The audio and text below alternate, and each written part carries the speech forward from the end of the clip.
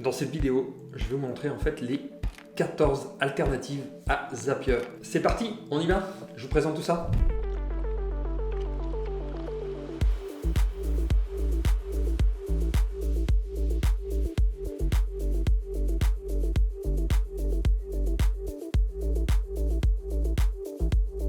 « 14 alternatives à Zapier.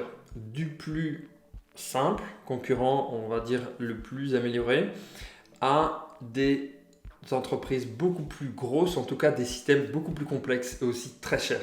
Bon, la liste, elle n'est pas exhaustive, bien évidemment, elle est beaucoup plus grosse, beaucoup plus importante, qui vous permettra de dire, bah, tiens, est-ce que c'est peut-être fait pour moi ou pas? Est-ce qu'il y a d'autres concurrents qui sont beaucoup plus performants que Zapier ou non? Allez, c'est parti. Le premier que tout le monde, en tout cas tout le monde connaît, ceux qui sont dans la partie par rapport à Zapier, c'est le plus...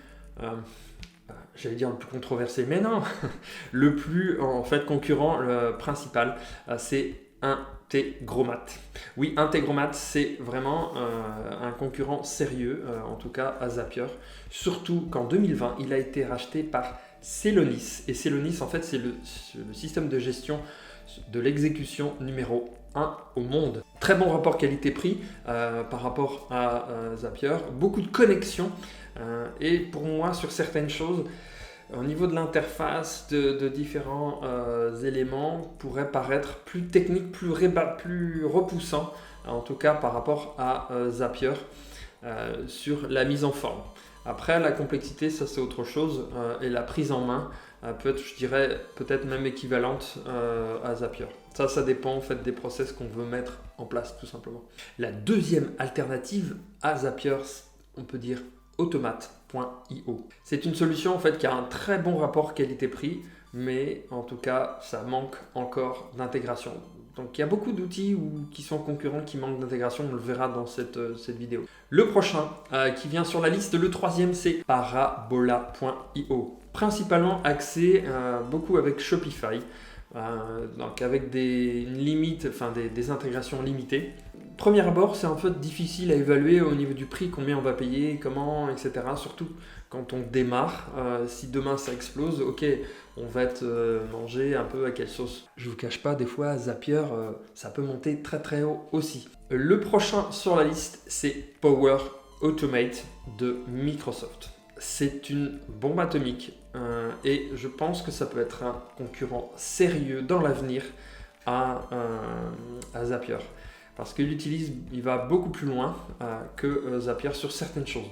Alors, ça reste encore limité au niveau, bien sûr, des intégrations. Mais en tout cas, ce que vous pouvez faire, des fois, vous n'avez plus besoin d'intégration. Et bon, ça s'intègre pour ceux qui sont dans l'environnement Microsoft. Le prochain, c'est Tables by Google. Alors, automatisation, c'est tout récent, c'est sorti en 2020 aux États-Unis. C'est tout récent en termes d'automatisation, à voir si ça vient en France, ça viendra en France ou pas. En tout cas, ça peut être un concurrent plutôt, je dirais, Airtable. Donc c'est encore un peu imprécis, mais en tout cas, vous pouvez automatiser des tâches et l'intégration. Alors, je l'ai mis quand même dans le tableau, mais j'aurais pu mettre Airtable aussi, etc. Mais je ne sais pas. Je vois que notre cher Google veut s'intégrer dans tout ce qui est automatisation. Donc, j'ai vu certaines choses passer. C'est pour ça que je l'ai intégré là. Mais pour l'instant, bon, en alternative vraiment directe, c'est pas là aujourd'hui que Tables by Google va venir concurrencer, en tout cas Zapier. Le prochain, c'est Tray.io, Tray.io. C'est principalement, il y a pas mal d'intégrations, mais des prix qui sont très élevés, un workflow qui est très intéressant. Par contre, c'est vraiment plutôt fait pour des entreprises qui ont du flux, qui ont du volume, pour les grandes entreprises qui peuvent assumer en fait des mises en place vraiment aussi pointues. Mais bon, vous pouvez le faire la même chose sur Zapier, sur certaines choses, ou sur d'autres outils qu'on va voir. Le prochain, c'est IFTTT. Alors, ça a toujours été au tout début Zapier, IFTTT, les deux qu'on comparait, etc. Alors oui, au début, c'était des choses, des outils qui étaient similaires. Et Zapier a complètement évolué depuis. IFTT est resté toujours gratuit. Alors maintenant qu'ils ont une solution payante, ça reste des choses simples. Aujourd'hui, FTT, moi je le considère plus vraiment pour utiliser sur les objets en fait. Automatisé, vous voulez faire du café automatique, IFTT connecte votre machine à café. Plutôt un connecteur d'objets.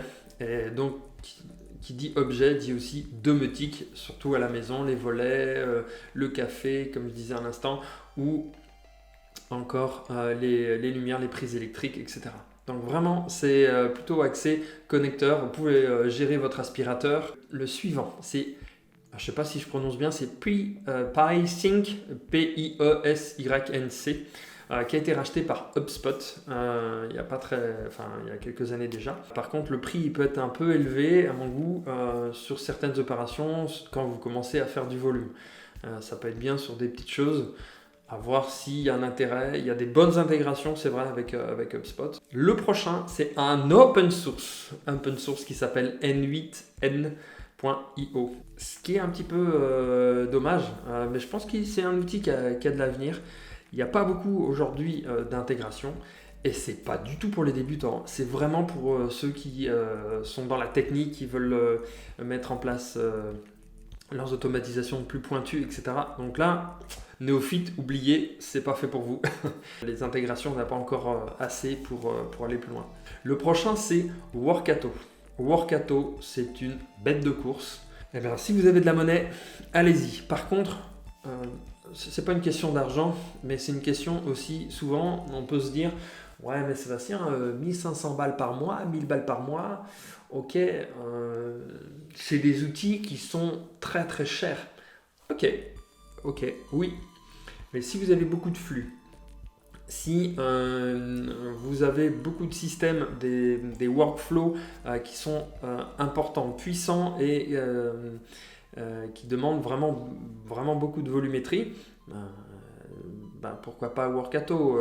C'est une solution qui est très importante parce que si demain vous le faisiez en manuel, il vous faut 3 ou 4 personnes, faites le calcul, 3 ou 4 personnes, on va dire chargées à 3 000 €, 4 personnes ça vous fait 12 000 €, 1 500 €, la gestion de Workato, je prends ce prix-là, après ça peut être 1000, je sais plus, les prix évoluent tellement vite, il faudra quand même une personne pour gérer Workato, ça c'est indispensable, ça ne peut pas se gérer tout seul. Alors le prochain, c'est Elastic. Celui-ci est vraiment plus dédié pour en fait tout ce qui est multi-cloud. Alors multi-cloud, quand je dis multi-cloud, c'est le cloud public comme Mailchimp, comme d'autres outils où on peut commander facilement un forfait, un abonnement, etc. Et après, vous avez les clouds privés dédiés à des entreprises. Donc qui ne sont pas disponibles pour d'autres personnes. Après vous avez les hybrides et là vous avez les multi-cloud. Et en fait avec Elastic.io c'est vraiment dédié plus généralement à tous ces clouds différents que vous pouvez interfacer. Alors oui, c'est bien évidemment c'est pas fait pour tout le monde, c'est plutôt pour des boîtes qui veulent aller dans ce sens-là, mais ça permet aussi d'avoir des données plus sécurisées dans la partie cloud privée. Le prochain outil, la prochaine alternative, c'est Appian. Cet outil a une courbe d'apprentissage costaud quand même, assez lourde. Par contre, il y a beaucoup d'intégration. Et vous avez aussi notamment des synchronisations en bidirectionnel, c'est-à-dire aller et retour. Ce que ne fait pas aujourd'hui, en tout cas Zapier à l'heure où je fais la vidéo. Vous faites un process que d'une traite. Donc si vous voulez avoir un retour, c'est pas possible. Ce qui est possible avec l'API. L'API peut faire différents retours. Par exemple, je vais donner un exemple pour que ce soit peut-être plus clair au niveau du bidirectionnel. Quand vous avez deux bases de données, il y en a une qui se met à jour et l'autre se met à jour aussi. Si par exemple vous avez deux bases de données, vous avez un fichier Excel, quelqu'un inscrit quelque chose sur le fichier Excel, ou le logiciel, ça se mettra à jour de l'autre côté. Et peut-être un fournisseur traite sur l'autre logiciel, il ajoute une information, ça va être à jour aussi dans l'autre logiciel. Vous voyez? Donc c'est dans les deux sens. Bien évidemment, tout dépend de l'automatisation. Le prochain outil, c'est WiseBulb. WiseBulb, c'est un outil qui est plutôt, alors peu d'intégration, mais plutôt axé sur le marketing, sur la vente. Vraiment, par contre, c'est limité en termes d'intégration, donc on peut pas, ça peut être une petite alternative à notre cher Zapier. Le prochain, un peu plus costaud, et c'est le dernier de cette super liste d'alternatives, c'est OneSAS. OneSAS qui est connecté énormément avec QuickBooks, qui fait l'interface d'outils qui ne peuvent pas être connectés. Il y a des gros connecteurs pour des grandes boîtes. Par contre, ça reste limité toujours au niveau des intégrations. Mais après, ça peut être limité, ne veut pas dire que vous n'avez pas les informations, vous n'avez pas les intégrations que vous avez besoin d'avoir. Donc ça, après, c'est à vous de définir dans toute cette liste quel serait éventuellement celui que je pourrais tester qui pourrait correspondre à mes besoins ou aux besoins de votre boîte. Voilà. Parce qu'il y a différentes boîtes dans le monde et chacun a des besoins différents. La plupart ont une version gratuite de 7 jours, 14 jours, bien évidemment en ayant vos process bien clairs dès le début. Comme ça vous permet d'aller à l'essentiel dans votre test et de ne pas perdre de temps. Si vous voulez vraiment aller plus loin avec Zapier, on vous a réservé en fait tout simplement une masterclass gratuite que vous trouverez sous la vidéo, vous inscrivez et comme ça vous pouvez savoir si vraiment Zapier est fait pour vous ou pas du tout. Je vous dis ciao, à très vite, bye.